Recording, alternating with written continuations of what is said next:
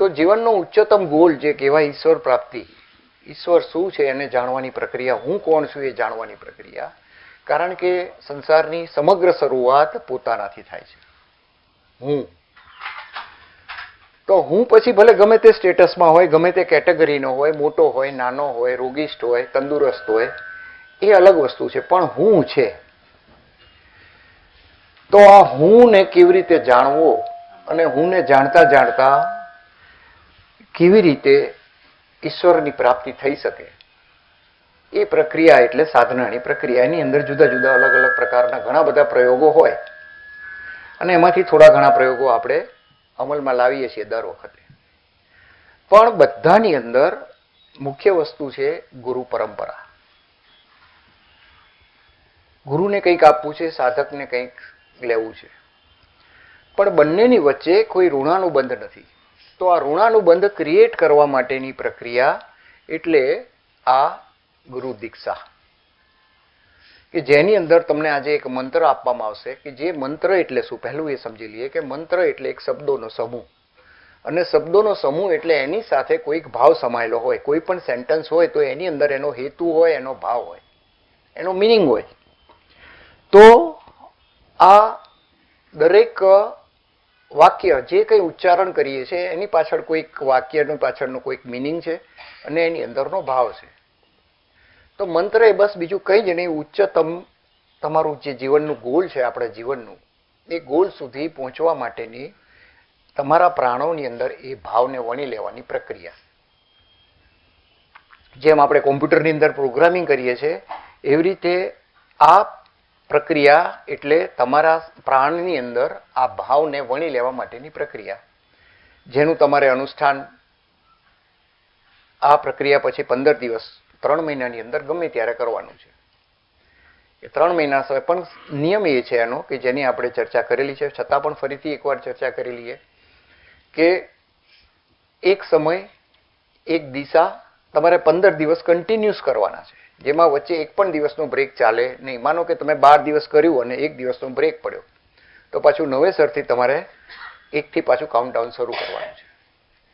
તો આવી રીતે તમારે 15 દિવસ કન્ટિન્યુઅસ 3 મહિનાની અંદર પૂરા કરવાના છે. મંત્ર જે આપવામાં આવશે એની માત્ર એક જ માળા કરવાની છે.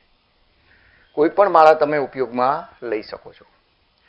અને ત્યારબાદ તમારે રેગ્યુલર આપણું જે ધ્યાન કરીએ છીએ ધ્યાનની પ્રક્રિયા કરવાની છે. આ કન્ટિન્યુઅસ 15 દિવસ સુધી તમારે ચાલુ રાખવાનું છે. તો આ મંત્રની અંદર જે ભાવ સમાયેલો છે એ ભાવ પોતે ઇટસેલ્ફ એ એટલો બધો ઉર્જાવાન છે કે એ તમારા પ્રાણોની સાથે અંદર ભળવાનું ચાલુ થઈ જશે. જ્યારે ફ્રિકવન્ટલી તમે એનું ઉચ્ચારણ કરશો ત્યારે તમારા પ્રાણોની અંદર એ ભાવ, એ પ્રોગ્રામિંગ અંદર સેટ થવાનું ચાલુ થઈ જશે. અને એકવાર એ પ્રોગ્રામિંગ તમારી અંદર સેટ થઈ ગયું, તમારી ચેતનાની અંદર, તમારી પ્રાણોની અંદર એ પ્રોગ્રામિંગ સેટ થઈ ગયું, પછી તમારા જીવનની કોઈ પણ દિશા હોય, અંતે હરીફરીને ગમે ત્યારે તમને આજે નહીં તો કાલે, આ જન્મે નહીં તો આવતા જન્મે એના મૂળ લક્ષ્ય સુધી આ મંત્રનો જે ભાવ છે એ ભાવના લક્ષ્ય સુધી એ જીવને પહોંચાડે, છૂટકો કરે. અને જીવનું મોટામાં મોટું લક્ષ્ય શું? ઈશ્વર પ્રાપ્તિ, જીવને શિવમાં ભળવું. આનાથી મોટું જીવનનું કોઈ લક્ષ્ય હોઈ ના શકે. આ તો આપણી મનની બુદ્ધિ અને આપણો અહંકાર એ કહે છે, એની ભગવાનની માયા આપણને અંદર ને અંદર જ એવા રચેલા પચેલા રાખે છે કે એની અંદરથી ઉપર ઉઠવાનું મન જ નથી થતું. રાગ અને દ્વેષ, મળ્યું ના મળ્યું, સુખ દુઃખ, આની અંદર જ જીવ અનંતકાળથી અટવાયા કરે છે.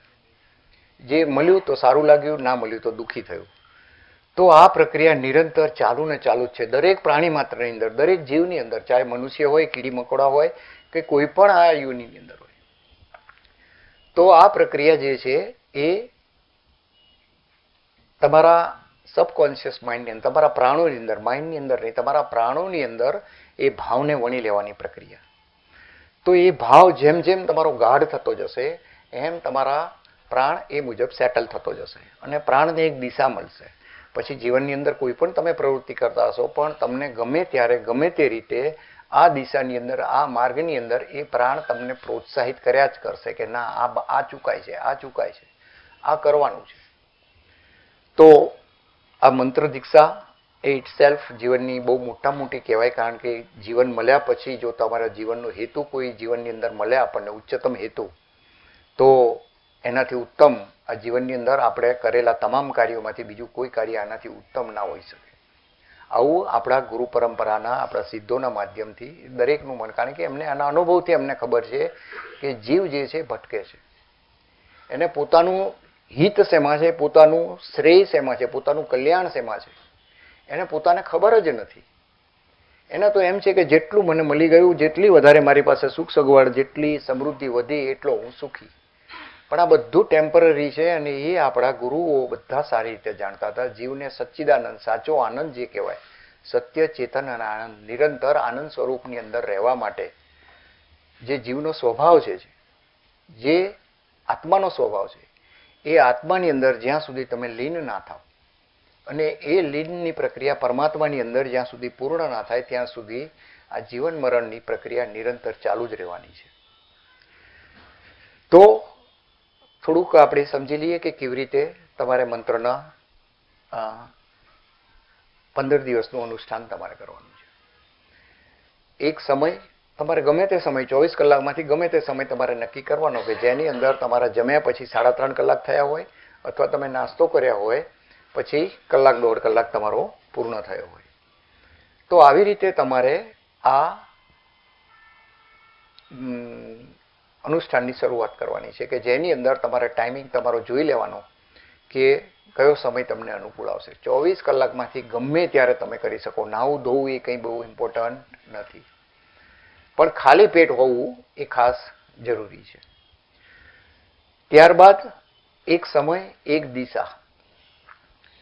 તમે જે દિશા નક્કી કરો ઘરનો કોઈ પણ ખૂણાની અંદર તમને જ્યાં અનુકૂળ આવે કે આ જગ્યા મને અનુકૂળ છે, એક સ્થળ, એ સ્થળ તમારે નક્કી કરી લેવાનું અને એ સ્થળ ઉપર 15 દિવસ સુધી કન્ટિન્યુઅસ તમારે આ અનુષ્ઠાનની પ્રક્રિયા પૂર્ણ કરવાની છે. એક સમય, એક સ્થળ, એક જ આસન. જે આસનનો તમે ઉપયોગ કરો બેસવા માટે એ જ આસન નિરંતર 15 દિવસ સુધી તમારે ઉપયોગમાં જ લેવાનું છે. એક માળા, જે માળા તમે યુઝમાં લો એ માળા તમે 15 દિવસ સુધી તમારે નિરંતર એ જ માળા તમારી યુઝમાં લેવાની છે. એક સમય, એક આસન, એક દિશા અને કન્ટિન્યુઅસ 15 દિવસ. તો આ વસ્તુનું તમારે ધ્યાન રાખવાનું છે અને 15 દિવસ સુધી આ મંત્રની એક માળા અને ત્યારબાદ ધ્યાનની પ્રક્રિયા જે આપણે રેગ્યુલર કરીએ છીએ તે.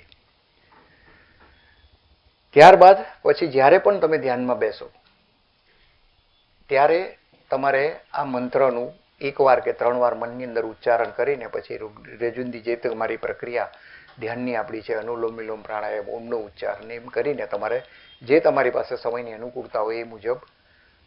મારો એવું તમને બધાને કહેવું છે કે જો મિનિમમ ઓછામાં ઓછું 3 મહિના સુધી તમારે કન્ટિન્યુઅસ તમે કરો તો ખૂબ સારી વાત છે. 3 મહિના તમારે ખાલી બસ એક તમારા પ્રાણને દિશા આપવા માટેનો એફોર્ટ કરવાનો છે. પછી તો સહજ રીતે જ તે જ્યારે એનો સમય થશે એટલે આપોઆપ તે એ પ્રાણની ગતિ તમારા શરીરની અંદર ઓટોમેટિકલી મૂવ થવાની ચાલુ થઈ જશે.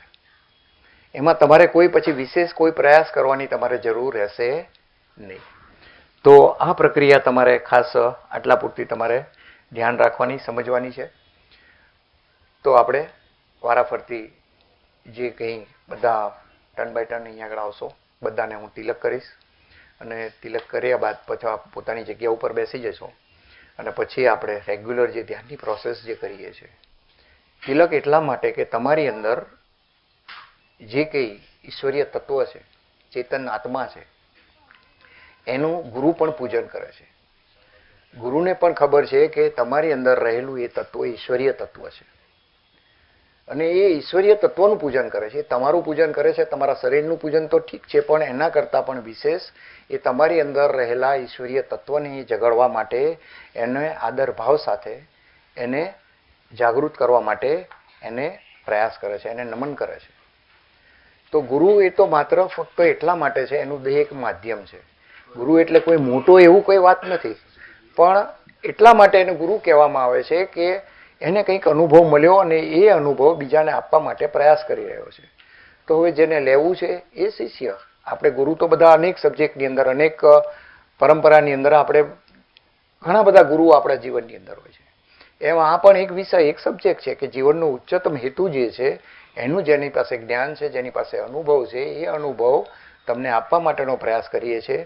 એટલે એ ગુરુ પ્રત્યે તમારો આદર ભાવ, એનો જ્યાં સુધી એની પ્રત્યે સમર્પણ ભાવ વિકસિત ના હોય ત્યાં સુધી પણ આ પ્રક્રિયા, આ પ્રાણોત્થાનની પ્રક્રિયા તમારી અંદર સહજ રીતે ઉતરતી નથી. અને એના દાખલા આપણે ઇતિહાસની અંદર જોયા જ છે કે ગુરુનું મહત્વ વગર પણ, ગુરુના શરીરની હાજરી વગર પણ એકલવ્યએ પોતાના જીવનની અંદર જે ગોલ હતો એ ગોલ એને અચીવ કર્યો હતો. પણ મેઇન કારણ એની પાછળનું એ હતું કે એની અંદર સમર્પણનો ભાવ અતિશય માત્રામાં હતો. તો મુખ્ય વસ્તુ એટલી એ છે ગુરુ અને શિષ્યની વચ્ચે, ગુરુને તો પોતાને અહંકાર છે જ નહીં, એને તો ખબર જ છે કે તમે પોતે શું કોણ છો અને આમ એ ગુરુ પણ કોણ છે. ગુરુ તમને નાના સમજતા જ નથી. જો કોઈ પણ સાચો ગુરુ હશે તો એ કોઈ પણ શિષ્યને પોતાના કરતા સહેજ પણ ઉતરતો માનતો નથી. એને ખબર જ છે કે જે હું છું તે છે અને જે તે છે એ જ હું છું. બંનેની વચ્ચે જો કોઈ ડિફરન્સ હોય તો મનની અંદર રહેલા અહંકારનો અને શરીરનો, બાકી કોઈ મૂળ તત્વ બધાનું સરખું છે.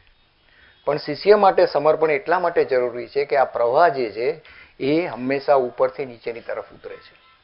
એટલે એ જ્યારે ગુરુને સમર્પણ થાય છે, ગુરુ પ્રત્યે સમર્પણનો ભાવ પ્રગટ કરે છે, ત્યારે એકચ્યુઅલની અંદર તો એ ગુરુના શરીર પ્રત્યે સમર્પિત થાય એના કરતાં ઈશ્વરીય તત્વ જે છે એના પ્રત્યે સમર્પિત થઈ રહ્યો હોય છે.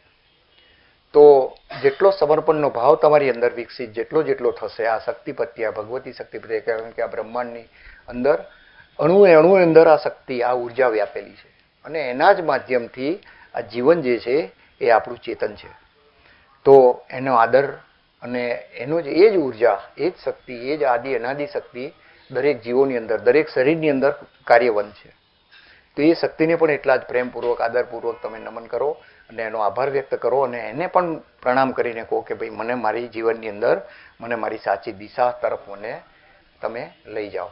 મારા અહંકારને શૂન્ય કરો અને સત્ય જે હોય એ સત્યની દિશા તરફ મારને દોરી જાઓ. તો આ દીક્ષાની પ્રક્રિયા છે. આપણે વારાફરતી એક પછી એક બધા જે કોઈ તમે આવેલા છો બધા સામે આવશો, બધાને તિલક